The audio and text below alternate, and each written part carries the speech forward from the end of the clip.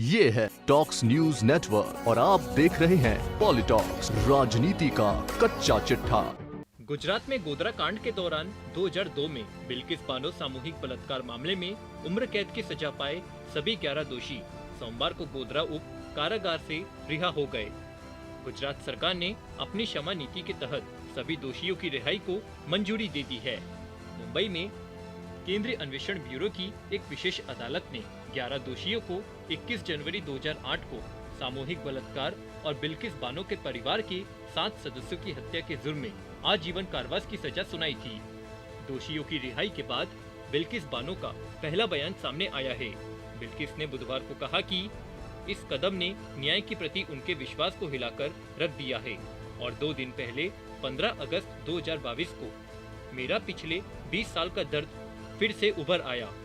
वहीं एआईएमआईएम प्रमुख असदुद्दीन ओवैसी ने केंद्र की मोदी सरकार पर तुष्टीकरण की राजनीति करने का आरोप लगाया है।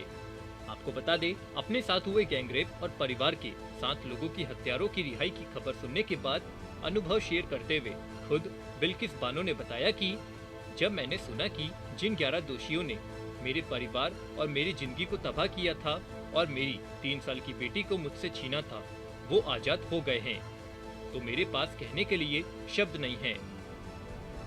मैं स्तब्ध हूँ। मैं केवल यही कह सकती हूँ कि किसी महिला के लिए न्याय आखिर इस तरह कैसे खत्म हो सकता है।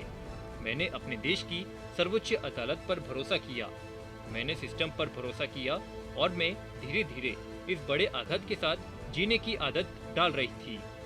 बिल्किस बानो ने आगे कहा कि इन दोषियों की रिहाई ने मेरे जीवन की शांति छीन ली है और न्याय के प्रति मेरे विश्वास को हिला डाला है। मेरा गम और डगमगाता भरोसा केवल मेरे लिए नहीं है, बल्कि हर उस महिला के लिए है जो अदालतों में न्याय के लिए संघर्ष कर रही है। इतना बड़ा और अन्यायपूर्ण फैसला लेने से पहले किसी ने भी मेरी सुरक्षा और भले के बारे में नहीं सोचा। मैं गुजरात सरकार से अपील करती हूँ कि फैसले को वापस ले और बिना किसी भय और शांति से मेरे जीने का अधिकार वापस दे।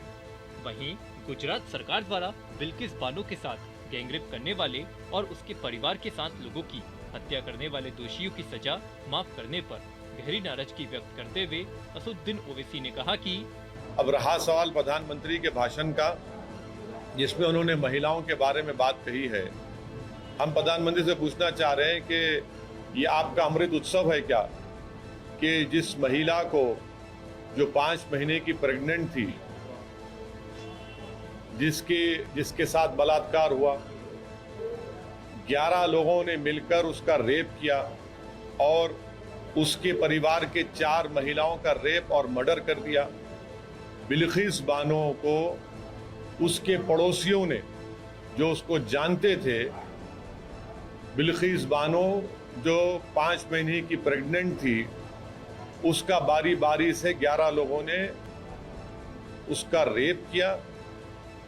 उसके सामने उसके 3.5 साल की बच्ची के सर को पत्थर पर मारकर उसको कत्ल कर दिया और उसके साथ जो 4 और महिलाएं थी उनका रेप करके उनका मर्डर कर दिया।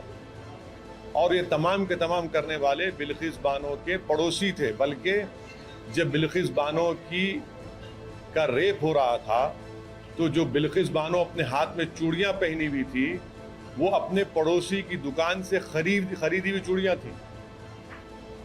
और बिल्किस बानो को बॉम्बे हाई कोर्ट में वहां पर सजा हुई, बल्कि ना सिर्फ उन 11 लोगों को बल्कि पुलिस के ऑफिसर्स को भी और डॉक्टर्स को भी, क्योंकि वो कनाइव कर चुके थे एक्यूज के साथ। एआईएमआईएम सुप्रीमो ओवैसी ने आगे कहा कि ये कौन सी अमृत उत्सव की मिसाल भारत के प्रधानमंत्री दे रहे हैं कि उनके गुजरात में भाजपा की सरकार है और एक महिला को, जिसको 11 लोगों ने उसका रेप किया, जो प्रेग्नेंट थी, 3.5 साल की बच्ची, उसकी बेटी को उसके सामने उसकी हत्या कर दी, उसके 4 परिवार के लोगों को कत्ल कर दिया।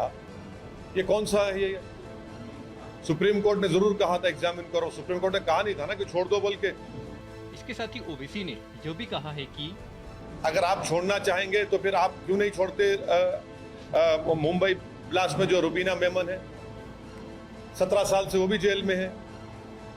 गुजरात में वडोदरा सीरियल ब्लास्ट में 18 साल से जेल में है। गोधरा के लोग 19 साल से जेल में है। छोड़िए ना इनको भी आप।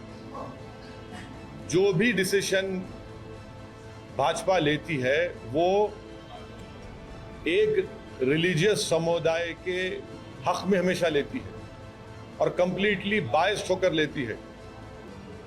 यकीनन सीआरपीसी में प्रोविजन है, मगर इसका यह मतलब नहीं है कि ऐसे हीनियस क्राइम के लिए, और वो भी आज़ादी का अमृत उत्सव हम मना रहे हैं, 75 साल की आज़ादी, और खुद प्रधानमंत्री का लाल किले से खड़े होकर महिलाओं के बारे में, नारी के उसको पावरफुल करने की बातें करते हैं, और ये काम होता है। पॉलिटॉक्स ब्यूरो, दिल्ली।